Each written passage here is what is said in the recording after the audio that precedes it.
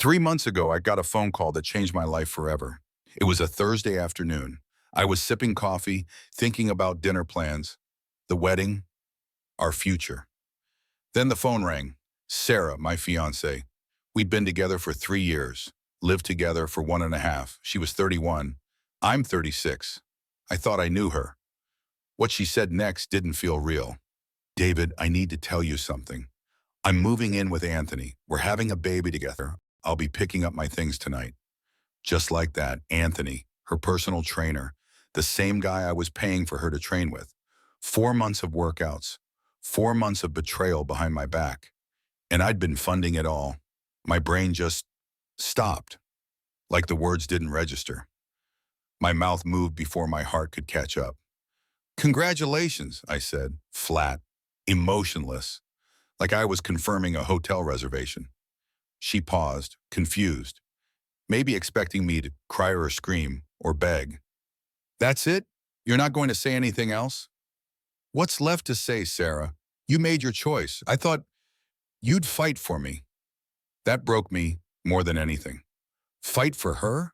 She was carrying another man's child. That wasn't love. That was a funeral. I hung up. Weirdly, I didn't feel rage. I didn't even cry. I just shut down, completely numb, like I was watching someone else's life fall apart. But under that numbness, something kicked in. Not revenge, not anger, just self-respect. So I got to work. I called the jewelry store. Thankfully, I was still within the return window. Got $11,000 back on the $12,000 ring. Then I contacted the BMW dealership. She'd been driving a car I co-signed for. I pulled my name off everything. If she wanted the car, she'd need to afford it alone. Then came the digital purge. Wi-Fi, streaming services, home security, gym membership, credit cards. Every shared part of our life, disconnected. In 3 hours, I'd surgically removed her from my life. By 5 p.m., I sat alone on the couch, my house, my silence, everything locked down. I waited, unsure for what. At 6:30, the doorbell rang. I looked at the camera, and there she was, Sarah, crying, mascara streaked down her face, 2 suitcases in her hands, her world collapsing. I opened the door, but I kept the chain on. David, please, I made a mistake. Anthony, he kicked me out. Why would the father of your child kick you out? He said he needs time, that he's not ready. It's complicated.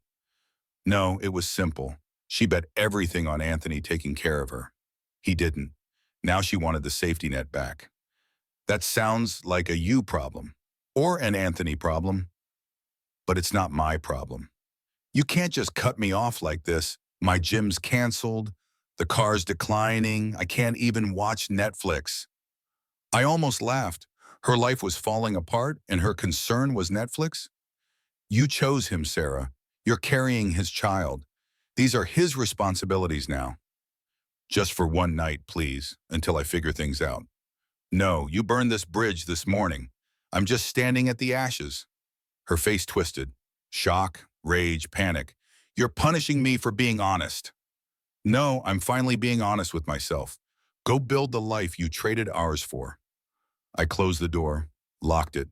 She stayed outside for 10 minutes, banging and crying, and then silence.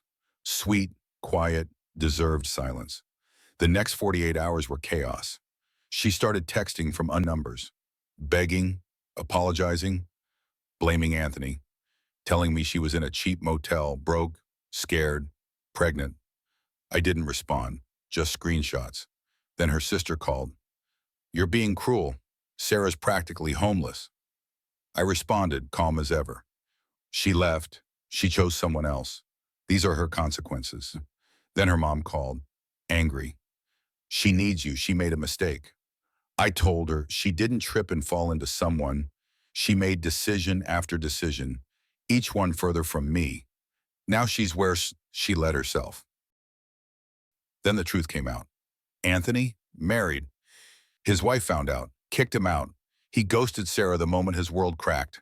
She was pregnant, abandoned, and alone. Even then, she tried manipulating me, sending a handwritten letter to my workplace, saying I betrayed her by not covering her hotel bills. She even wanted couples therapy. Couples therapy? I showed the letter to my lawyer friend. He laughed for 5 full minutes. She wants you to fund her mess after she nuked your life. And still it got worse. She tried to use my credit cards, showed up at my gym, cried in front of the dumbbells. David, I know I hurt you, but I miss you. I miss us. You have 1 minute, I said. She begged, cried, blamed Anthony, said she was scared, said she still loved me. No, Sarah, you loved the comfort I gave you, the lifestyle, the stability. Anthony gave you butterflies, and now you're choking on them. Then I turned, walked out, left her in the past where she belonged. 3 months later, Sarah's life is in shambles. Her car? Repossessed. She's living in her childhood bedroom, working part-time, raising a baby with a man who treats her like a legal obligation. Anthony's fighting her in court. The dream is dead. And me? I'm at peace. My house is calm. My money is mine. I don't have to wonder who my partner is texting. I started seeing someone new, Michelle, an architect, kind, grounded, self-sufficient. She doesn't want a rescuer. She wants a partner. Sarah gambled on better. She lost. Sometimes the best revenge is simply walking away and letting people drown in the storm they created. What Sarah did wasn't a mistake.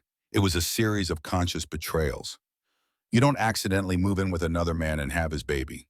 She traded loyalty for lust, stability for excitement, and when the fantasy collapsed, she came crawling back. But here's the thing. Real love doesn't need rescuing. It needs respect. And David? He showed what self-respect looks like. Honestly, walking away with your dignity is more powerful than any revenge. What do you think? Should David have given her another chance? Or did he do the right thing? If you enjoyed this story, don't forget to like, subscribe, and share your opinion in the comments. I'd love to hear your take on this one.